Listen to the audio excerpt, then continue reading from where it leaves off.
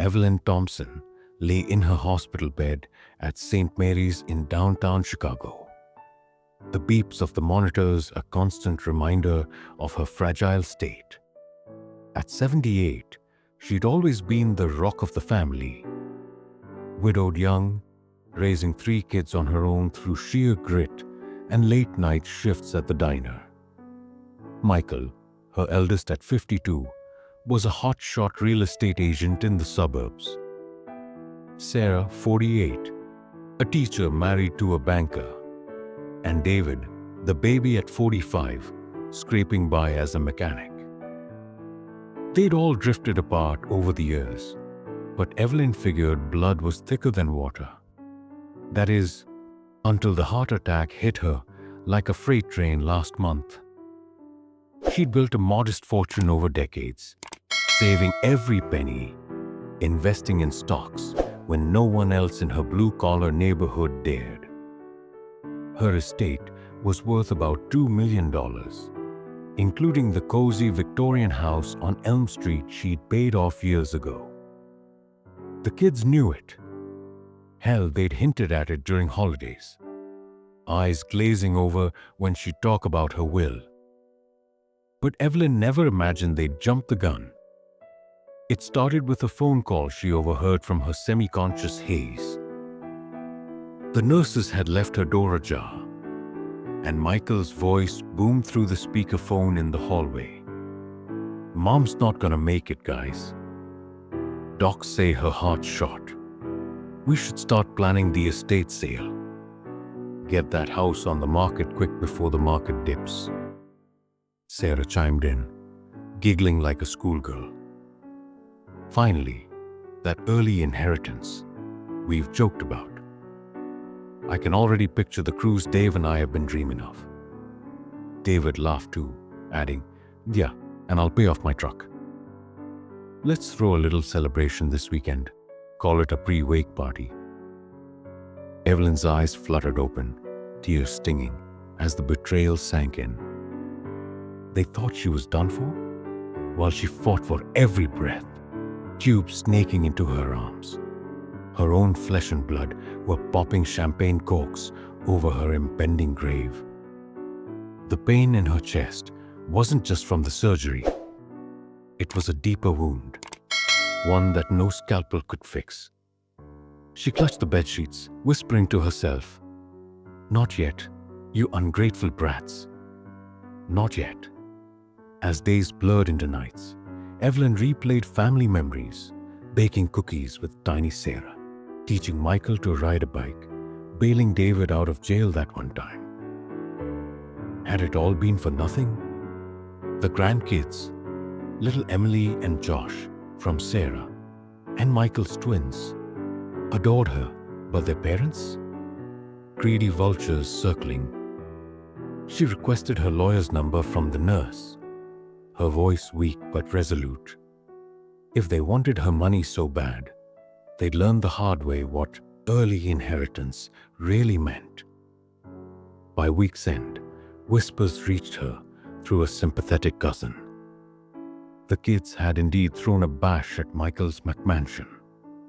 Photos on Facebook showed them toasting with Evelyn's favorite wine she'd gifted last Christmas. "To Mom's legacy," the caption read. Legacy? She'd show them legacy, as the strength flickered back, a fire ignited in her soul, not just to survive, but to thrive, and make them pay for their callous hearts. Evelyn's recovery was slow, like trudging through molasses, but her mind raced ahead. Propped up in bed, she scrolled through her phone, contraband smuggled in by a kind orderly, staring at the evidence of her children's treachery.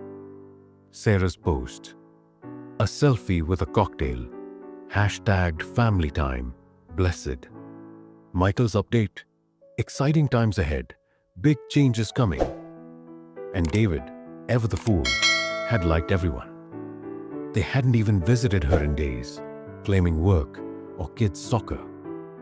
Bullshit, they were too busy divvying up her imaginary spoils. Dr. Ramirez, her cardiologist with the gentle eyes, noticed her distraction during rounds. Mrs. Thompson, you need to focus on healing. Stress won't help that ticker. She forced a smile, but inside, fury brewed. How dare they? She'd sacrificed everything. Skipping vacations, wearing threadbare coats, so they could have college funds, weddings paid for. Michael's first house down payment? From her savings. Sarah's minivan when the twins came? Her check? David's rehab stint, covered quietly. And this was thanks? A nurse named Carla, a no-nonsense Latina with a soft spot for feisty seniors, became her confidant. Mi abuela went through something similar, Carla whispered one night. Adjusting Evelyn's IV. Kids thought she was out, started selling her jewelry. She woke up madder than hell. Evelyn nodded, sharing the story in hushed tones. Carla's eyes widened. You gotta fight back, Senora. Show him who's boss. Evelyn called her lawyer, old Mr. Hargrove, from the hospital landline. Change the will, she instructed, voice steady, despite the morphine drip. Everything to the grandkids' trusts. Education only, no access till 30. And the house? Donated to the local shelter for battered women. Let my kids learn to earn their keep. Hargrove chuckled. Revenge served cold, Evie? Ice cold, she replied, but doubt crept in during quiet hours. Was she too harsh? Memories flooded. Michael's proud grin at his high school graduation. Sarah's tearful wedding dance. David's shy hug after his first sober year. They weren't monsters, just spoiled, entitled. The early inheritance party photos burned though. Toasts to her demise? No, this betrayal demanded reckoning. As discharge loomed, Evelyn plotted phase 1. Feign weakness. She'd invite them over post-hospital, act frail, gauge their greed. Then drop the bomb. Her heart mended physically, but emotionally? Shattered. Yet from those shards, she'd forge a blade of justice. Carla slipped her a chocolate bar for strength. Go get him, Tiger. Evelyn smirked. Oh, she would. Word spread subtly. Cousin Rita mentioned the party to Evelyn's bridge club friends, who clucked in disapproval. The kids remained oblivious, texting generic get-well messages. Michael even asked about her safe deposit box, just in case. The audacity fueled her. By release day, Evelyn walked out on wobbly legs but with steel in her spine. Home to Elm Street, where secrets waited in drawers, old letters, photos proving her love. They'd see it all soon enough, right before she yanked the rug out. Back in her Victorian haven on Elm Street, Evelyn played the part flawlessly, shuffling slowly, sighing dramatically when the kids finally deigned to visit. Michael arrived first, bearing a cheap bouquet from the gas station. Mom, you look better, he said, eyes darting to her china cabinet like it was auction bait. Sarah bustled in next with a casserole that screamed store-bought. We were so worried, she lied, hugging Evelyn loosely. David trailed, mumbling apologies for his absence, reeking of cheap beer. They gathered in the living room, the same spot where Evelyn had hosted countless Thanksgivings. She poured weak tea, hands trembling on purpose. Kids, I almost didn't make it, she began, voice quavering. Made me think about the future. Their ears perked up like hounds on a scent. Michael leaned in. We've been thinking too, Mom, about how to honor your wishes. Honor? Evelyn suppressed a snort. Sarah nodded eagerly. Yeah, that inheritance stuff. We want to make sure it's smooth. David shifted uncomfortably, but stayed silent. Evelyn dropped the first hint. I heard about your little party while I was hooked to machines. Faces paled. Michael stammered. What? No, it was just a get-together. Sarah jumped in. Mom, you misunderstand. We were celebrating your strength. Lies piled like dirty laundry. Evelyn let tears flow, real ones, from the hurt. My own children, toasting my end for money. The room fell silent, guilt flickering before defensiveness kicked in. You're overreacting, Michael huffed. We deserve something after all these years. That sealed it. Over the next weeks, Evelyn consulted Hargrove again, refining her plan. Disinherit them completely? Too final. Instead, a trust with strings. They'd get pittances, but only after proving themselves. Volunteer work, financial counseling, family therapy. The bulk to charities she'd supported, the Diner Workers Fund Heart Research, and the grandkids, protected funds with Evelyn as trustee till they matured. She gathered evidence quietly, screenshots of their posts, recorded calls where they badmouthed her stinginess. Carla visited, bringing empanadas and advice. Hit him where it hurts, the wallet and the pride. Evelyn nodded, strength returning with each jog around the block, hidden from prying eyes. The grandkids came over secretly, Emily's wide eyes asking, "Why are Mommy and Daddy mad at you, Grandma?" Evelyn hugged her. "Grown-up stuff, sweetie. But I love you more than stars." Phase 2 brewed. A family meeting. She'd reveal the new will, watch their worlds crumble. But first, emotional jabs, gifting heirlooms to neighbors, donating furniture they'd eyed. Michael called furious. "Mom, that antique clock was mine." "Not anymore," she replied coolly. Revenge tasted bittersweet, like dark chocolate after a fast. Her heart ached for lost bonds, but betrayal's scar ran deep. They'd learned humility or lose everything. As autumn leaves fell, Evelyn's resolve hardened like frost. The family meeting was set for a crisp Saturday in October. Evelyn's living room staged like a courtroom. She baked apple pie, her signature, to lure them with nostalgia. But the scent masked her steely intent. Michael arrived suited up, Sarah in her pearls, David in wrinkled jeans. The grandkids were at a sitter. This was adult business.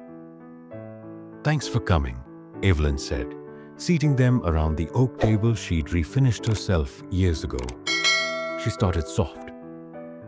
"I've been reflecting since the hospital. You three, you've disappointed me." Eyes rolled, Michael's especially. "Mom, about that party. It was a misunderstanding." Evelyn slid printed photos across the table.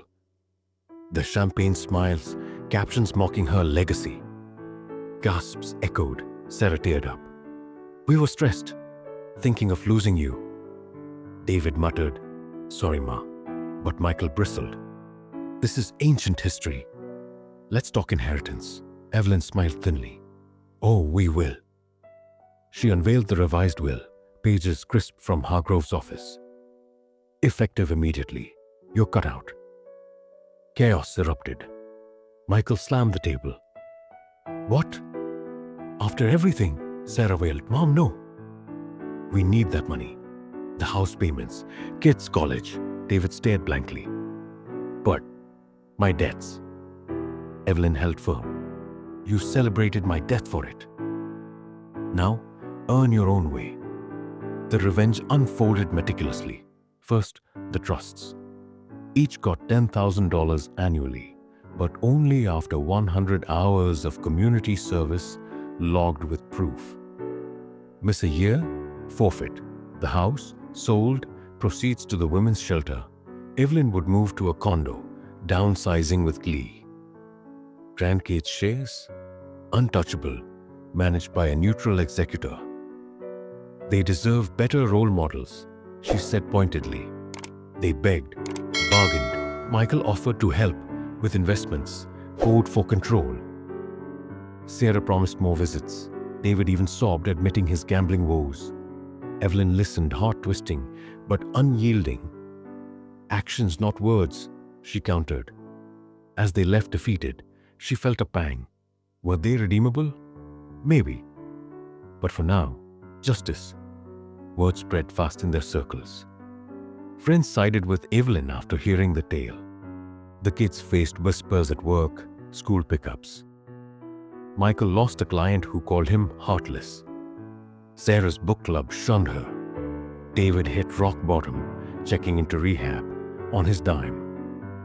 Evelyn monitored from afar, sending anonymous care packages to the grandkids. Her own life bloomed. Yoga classes, a book club, even a date with widower Frank from church. Revenge wasn't just punishment, it was liberation. As winter neared, Evelyn penned letters to each child. I love you, but love demands respect. Prove you're worthy, would they? Time would tell. For Evelyn, peace settled like fresh snow. Months rolled by, and Evelyn's revenge bore unexpected fruit. Michael, stripped of easy money, hustled harder, landing a promotion through sheer effort, not shortcuts. He showed up unannounced one evening at her new condo, coffee in hand. Mom, I get it now. That party was stupid. I'm volunteering at the soup kitchen. Logged 50 hours already. Evelyn eyed him warily, but poured him a cup. Keep going, son. Sarah transformed slowest, resentment simmering before cracking. After her husband threatened divorce over mounting bills, she swallowed pride and joined family therapy. I took you for granted, she admitted during a tense session Evelyn attended. Tears flowed, real ones this time. The grandkids bridged gaps. Emily's drawings of Grandma Hero melting icy barriers. Sarah started visiting weekly, sans agenda, sharing laughs over old photo albums. David hit hardest but rose strongest. Rehab stuck. He got clean, apprenticed at a garage, building skills. Ma, you saved me by cutting me off, he confessed over burgers at her favorite diner. No more handouts means no more excuses. Evelyn hugged him tight, whispering, proud of you, kiddo. The estate's remnants funded dreams.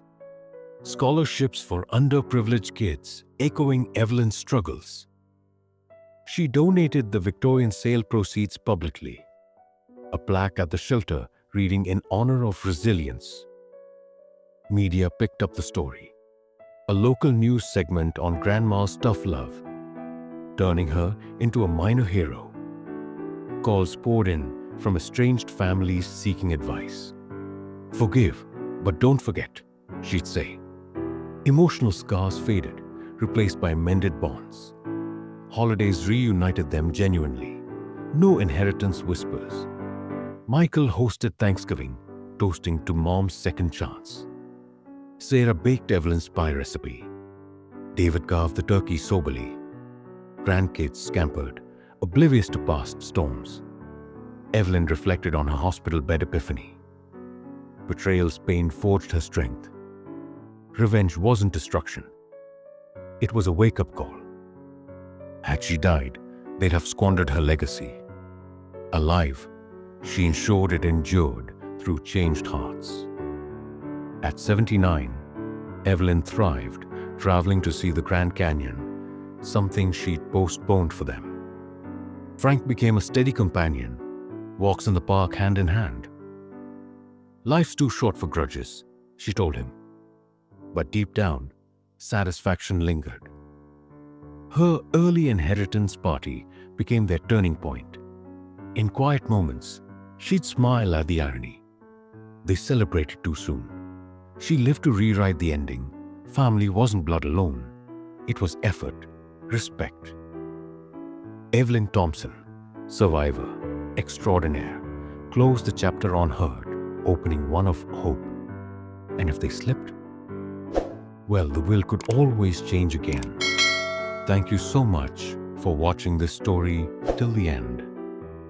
I hope you enjoyed it and maybe even learned something from it. If if you'd like to hear more stories like this. Full of life lessons, drama, and emotions, make sure to hit that subscribe button and turn on the notification bell so you'll never miss an update. Your support means the world, and it helps me keep bringing you more inspiring and unforgettable stories. Stay tuned because more amazing stories are on the way.